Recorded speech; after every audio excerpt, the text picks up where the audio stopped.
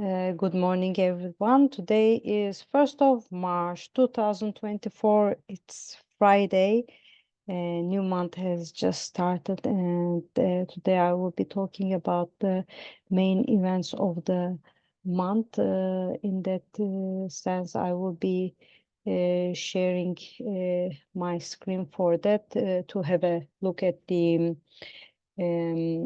some important events that will be happening in the March, and after that we will look at the ingress chart, like when the March just happened at 12 o'clock at night, and see what kind of energies at least we can be expecting at the beginning of the March.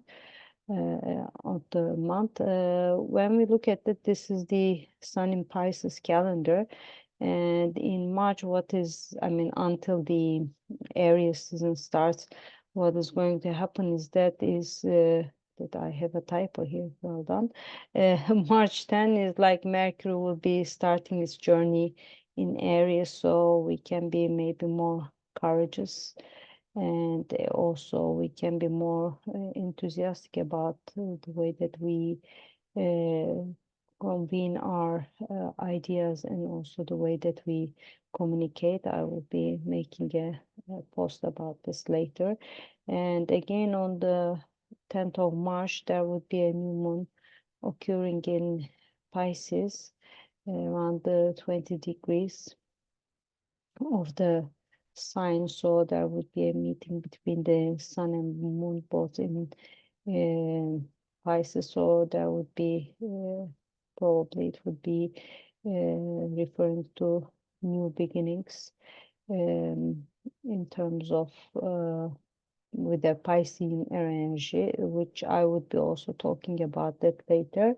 And on the March 11th, Venus will start its journey in Pisces. As you may know, that Venus is thought to be exalted in Pisces. There would be a really beautiful artistic expression, and also the way that we express our, I think, love, and then the peace can be in a more compassionate, and also in a more emotional way, and then also it can be a more intuitive energy in the way that we how we value things. And when we come to March 20th, the sun will be starting its journey in Aries, which will be also the spring equinox.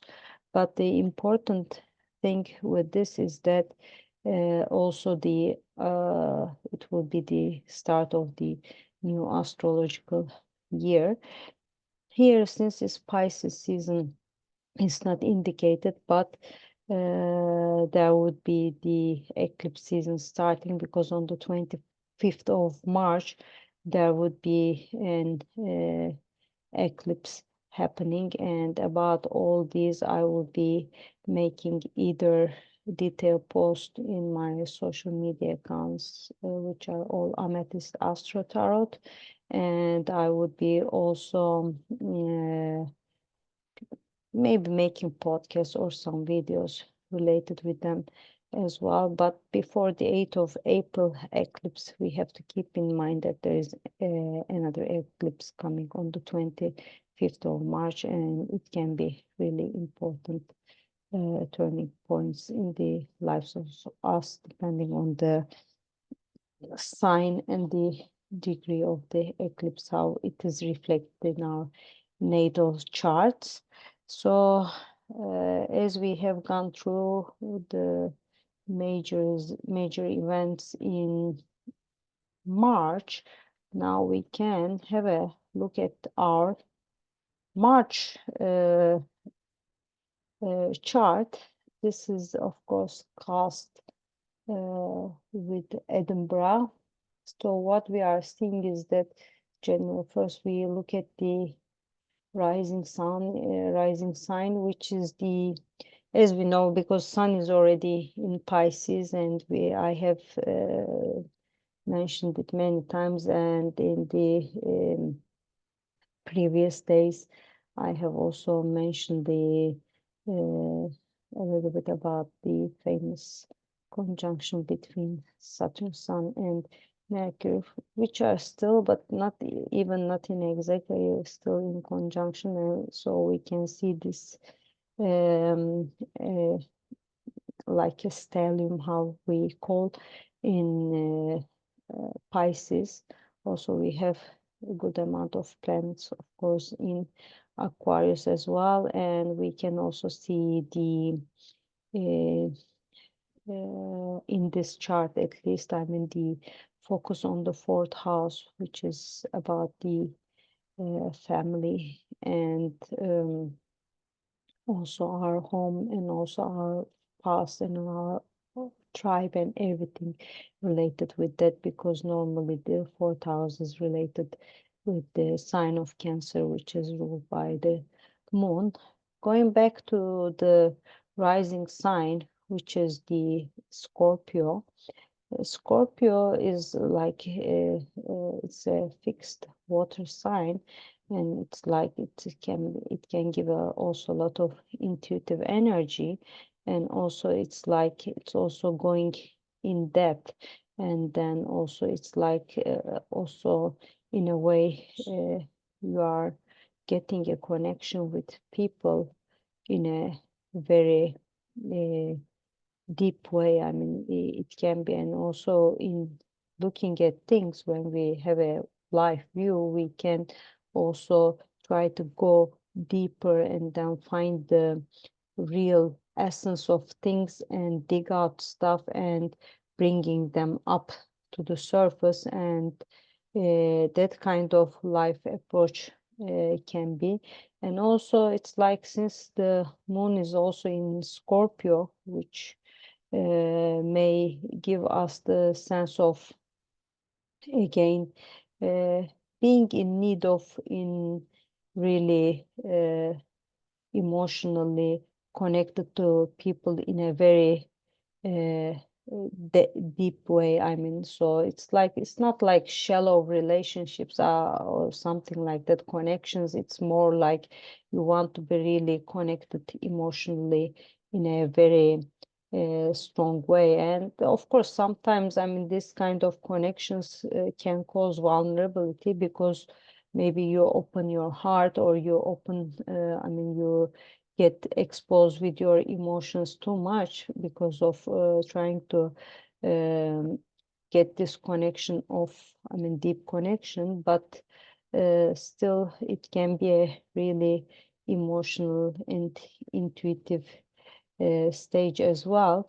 And when we look at also the relationship between the sun and moon, which is our, I mean, the internal uh, world, I mean, like emotional responses and how we express ourselves, there's a really nice harmony. And it's like, it's also, it gives a lot of no sense of this water sense, and it's a really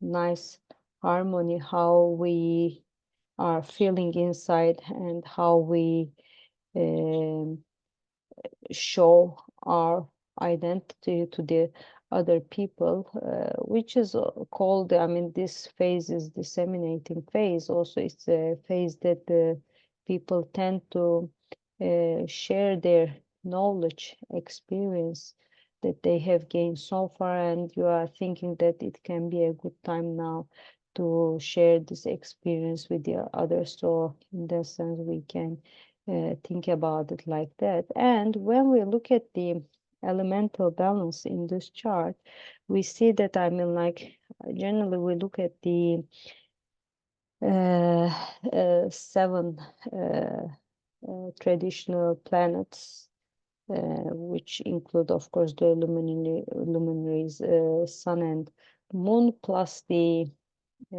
midheaven and the rising sign.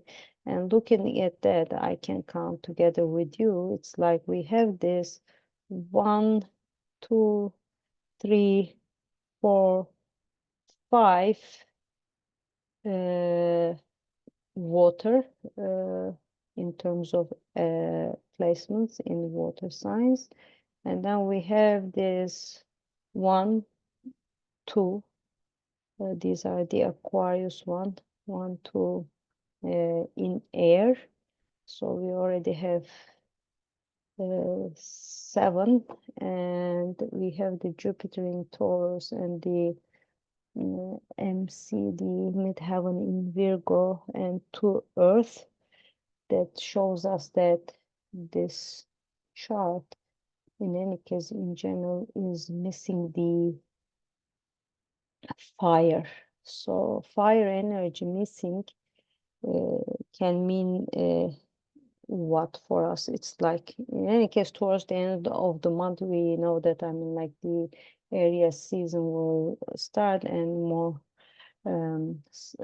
planets will move into the Aries. But for the beginning of the month and towards the at least mid March and everything, we can think that, I mean, we may need to be in a position of try to more energetic, active, which doesn't go no during the stage of the this transition from winter to spring. There is this always this tiredness of the winter coming, so it's really sometimes challenging to catch up with all the energy, but at least we can give it a try. And sometimes, I mean, it's interesting that when even we look at the natal charts, when there is the fire energy missing, we can sometimes think that, I mean, the people may go to more to the extremes and to like cover up or compensate that the missing fire energy. You can see people making extreme sports, or, I mean, like, you see them to be to try to more energetic than a person that has normally have fire placements. So in that sense, we may really make more effort to compensate this fire energy. And when we look at the modality, I mean, the sense that like, if we are more like taking the lead of things, or if we prefer that the things are good how they are, we don't need to change anything as long as it's really necessary. Or we can be like more flexible adaptation to new situations, etc. Let's see how it is. As Scorpio is a fixed sign, so we have 1, 2. Also, Aquarius is a fixed sign. 3, 4, and also Taurus is a fixed sign, and 5. So we have 5 fixed placements, and we have 1, 2, 3, 4 mutable. So we don't have any cardinal energy in the start of the March chart. I think it will come up again later with the Aries energy. So that means that, I mean, it would be more like, it's like, yeah, it's actually also it's this energy again, like until we now, after a long period, we come to this point, and then it's like the spring is starting, but we are like there is a bit of resistance, no, that to change things, etc. But I think the mutable energy is not missing that much. So I think at a point we will shake ourselves and say that, okay, we can adapt to the new situations, no problem at all. But will we be like willing to, oh, I will do this, I will take the lead, I will initiate that, etc. Yeah, that I don't think so. That might be happening that much at the beginning of the month. That would be, I think, would be my intake about this. I have already told about, in any case, the events that would be happening during the month of um, yeah, March. I hope that these explanations will help you. And yeah, I generally do these things improvise because I would like to go over the charts at that point and look at the things. I won't go into the details of the rest of the chart, though there are lots of aspect patterns and relations between the elements, but I just decided to look at the sun and moon and also the elemental balance and modality balance, as I have explained. I wish everyone a lovely March. I hope that it brings everything that you want, and I also would like to wish you a good Friday and a lovely weekend ahead. Hope to be talking to you soon. All the best. Bye bye.